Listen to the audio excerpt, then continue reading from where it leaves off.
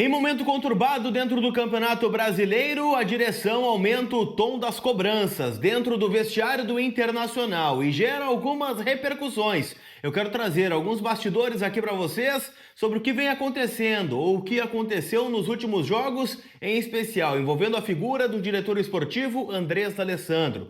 Quero projetar também a partida contra o Atlético Mineiro e a possibilidade de Vitão reforçar o time de Ramon Dias. E, obviamente, quero atualizar as últimas informações do nosso Colorado em relação ao que acontece dentro e fora de campo. Eu te conto tudo isso depois da vinheta.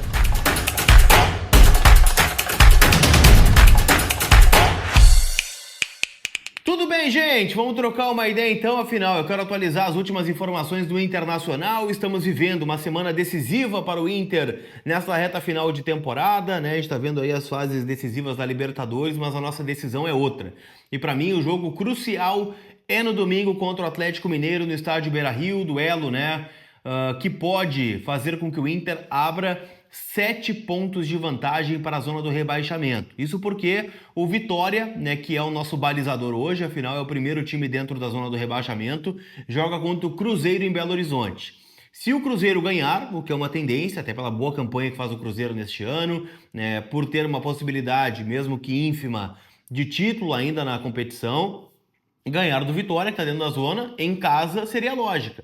Se isso acontecer e o Inter ganhar o jogo, a gente está falando de 7 pontos de vantagem, faltando 7 rodadas para terminar o campeonato. Além dos critérios de desempate estarem todos a favor do Internacional. Então o Vitória precisaria de no mínimo 3 rodadas para ultrapassar o Inter. E faltariam 7 jogos. Então em 4 rodadas o Inter poderia finalizar a permanência na Série A. Fora, a sequência aí, tem um confronto direto lá em Salvador, que o Inter empatando mantém em 7, aí faltariam 3 rodadas para o Inter confirmar a permanência na Série A. Não é algo para a gente comemorar, mas o cenário é esse, Então eu quero atualizar tudo que está rolando lá no Beira-Rio em nome da Zapay, aplicativo onde você fica em dia com o seu veículo. E eu sempre digo para você aqui, multa parada pode te dar dor de cabeça, pode fazer com que o teu licenciamento, tenha uma trava, pode te trazer juros, para pagamento da multa, se ela fica lá parada rendendo juros, então pode ser um valor até duplicado de multa. E cara, lá na Zapay é tudo muito fácil, porque tu coloca a placa do teu veículo, já puxa todos os débitos que estão naquele carro e você consegue pagar tudo de forma parcelada no cartão de crédito. E ainda por cima tem o cupom COLAR20 que te dá 20% de desconto nas taxas do parcelamento, tá bom? Então baixa agora a app da Zapay que está disponível aqui na descrição do vídeo. Turma, eu quero falar com você sobre uma informação que repercutiu bastante aí nas últimas horas, que veio do meu colega de bancada lá do AM Colorado, grande parceiro, tem canal de sucesso aqui no YouTube, que é o Lucas Dias. Ele trouxe uma informação de que alguns jogadores não têm gostado da postura do D'Alessandro e que há um racha entre alguns atletas com este profissional, esse dirigente hoje na figura de diretor esportivo, por conta de chegar grandão no vestiário, sendo ex-jogador, falando alguns termos que ele, quando jogador, não gostaria de ouvir. Mas assim, eu consegui uma informação e consegui confirmar ela no final da manhã sobre o que tem acontecido de fato nas cobranças que a direção tem feito, em especial nesses 2 últimos jogos, contra a Bahia e contra a Fluminense, fora de casa, onde o Inter voltou com 2 derrotas, depois de uma vitória que foi importante contra o Sport Recife no estádio Beira-Rio. Quero pegar o jogo de Salvador, que foi o jogo que o Inter perdeu por 1-0, gol de pênalti ou de rebote de pênalti do William José. Naquele jogo, o D'Alessandro fez uma das suas funções, que é cobrar o grupo de jogadores, mas a cobrança em especial ela foi muito forte no Bernabéu, o lateral esquerdo colorado, que cometeu um pênalti no mínimo infantil, eu não vou adjetivar aqui o que eu gostaria, mas um pênalti infantil, e que culminou, óbvio, na troca dele no intervalo, que ele seria expulso, já estava marcado pela arbitragem, entrou o Alisson, foi expulso, ou seja, ele comprometeu todo o time naquele momento. O Inter tem problemas e tal, cara, naquele jogo a responsabilidade ela é 90% do Bernabéu. E no pós-jogo, o Bernabéu não cumprimentou ninguém da direção e mais do que isso, não pediu desculpas ao grupo pelo erro.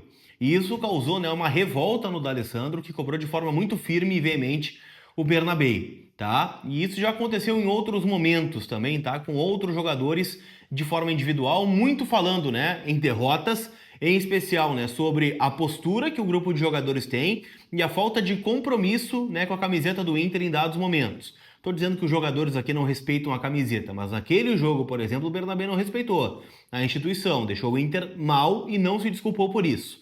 E é óbvio, né, gente? E o termo que eu vi foi: os jogadores, uma parcela do grupo de jogadores do Internacional, ela é resistente a cobranças. Então, é um grupo que não gosta muito de ser cobrado. Mas uma das funções do D'Alessandro é cobrar. É claro que eu tenho vários erros a apontar do D'Alessandro aqui, né, neste ano, né, nesta janela de transferências que o Inter fez, e muitas vezes ele foi lá na mesa de coletiva, né, defendeu o Kaique Rocha, defendeu o Alan Benítez, enfim, tá? Acho que isso é um outro assunto. Agora, como postura de líder e de gestor, é a postura que eu espero. E se tem jogador que está incomodado com cobrança, eu quero saber quem é. Porque se há um incômodo com cobrança, eles estão cogitando daqui a pouco tirar o pé, se estão cogitando fazer corpo mole, eu quero saber quem é. Eu quero ver se vai ter coragem de fazer isso, em especial aí nos jogos dentro do estádio Beira-Rio. Então, acho que é muito válida, né, essa cobrança, né, e ela tem que ser assim. O próprio presidente Barcelos foi ao vestiário, né, no jogo contra o Fluminense, e ele elevou o tom da cobrança, né, no vestiário lá no Maracanã depois da derrota. Ele revelou isso na entrevista coletiva, então o momento é esse. Eu sei que a direção, né, em especial a figura do presidente Barcelos, ela está sem credibilidade junto ao torcedor, né, por tantos fracassos que a gente teve desde 2021 até agora. Mas ele ainda é o mandatário do clube, ele ainda é o presidente, o D'Alessandro ainda é o diretor esportivo. Então esses caras, eles têm que cobrar do grupo de jogadores, que é no final das contas quem vai resolver a pendência para nós, né? São eles que jogam, eles que fazem gol, eles que tomam gol, ele que desarma, ele que não desarma. Então eles são o produto final. Então vale esse destaque, tá? Sobre o racha, né, com o diretor esportivo, na verdade não é um racha do grupo, é um incômodo de alguns jogadores que estão sendo cobrados e que não querem ter essa cobrança daqui a pouco mais veemente nesta reta final de Campeonato Brasileiro. Quero falar também, gente, sobre Vitão. Afinal, né, ele tem um estiramento no joelho sofrido lá neste mesmo jogo em Salvador, na Bahia, onde o Colorado acabou perdendo por 1-0. Ele sai ainda no primeiro tempo com dores no joelho, passa por exames e tem diagnosticado um estiramento. A projeção inicial, não do clube, né, mas extraoficial, era de que ele voltaria a estar à disposição no duelo contra o Ceará, lá no Nordeste, pós-parada FIFA. O Vitão tem trabalhado no gramado, no CT do Parque Gigante, tentando jogar no sacrifício. Eu sou contrário, tá? Eu só quero que o Vitão jogue se tiver realmente condições de atuar sem comprometer, né, uma possível presença do Vitão na reta final do Campeonato Brasileiro. Porque para mim é muito melhor tu perder o Vitão por 2, 3 jogos do que tu perder por 8. E aí tu tem que ir com o Cleiton Sampaio até o final do ano. Então vejo que, né, há uma força-tarefa para que ele esteja em campo. E imagino que ele vai estar, mas ainda não dá para cravar, né? Se o Vitão jogar, imagino que a gente vai manter o esquema com 3 zagueiros, com Vitão, Mercado e Juninho ou Vitor Gabriel. Sem o Vitão, eu já acho que abre a possibilidade, né, de uma linha defensiva com 4, né? Com Bruno Gomes, Mercado, Juninho ou Vitor Gabriel e o Bernabé como ala, e aí o Inter com 3 volantes, Luiz Otávio, Thiago Maia e Bruno Henrique, né, para proteger o Bernabé na ala esquerda. Então, é um desenho, né, que a gente tá imaginando, mas o Vitão sim tem a chance de aparecer nesse time do Internacional. Tá bem? Quero falar também, gente, sobre a rodada, né, do final de semana. Afinal, né, ontem tivemos um jogo atrasado que foi benéfico para o Inter. Sabe quem que ajudou? René, que fez o gol da vitória do Fluminense contra o Ceará por 1-0, um gol de falta. O Ceará reclamou muito, né, desta falta marcada, que não foi, na minha concepção, o Ceará foi prejudicado.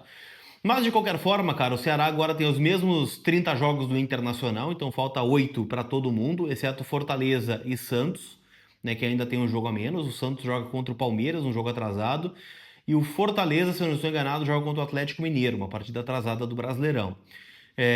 Mas o Ceará permanece com 35 e o Inter tem 35, mas tem 6 gols de diferença de saldo, né, entre Ceará e Inter. Então por isso o Ceará fica na frente. E agora, né, no final de semana, o Ceará joga contra o Fluminense no Castelão, jogo aí já do segundo turno, e o Inter, como eu disse, né, joga contra o Atlético Mineiro. Então se o Inter ganhar o jogo, né, pode ir a 38 e pode ultrapassar o Ceará, que teria de empatar ou perder para o Fluminense em casa.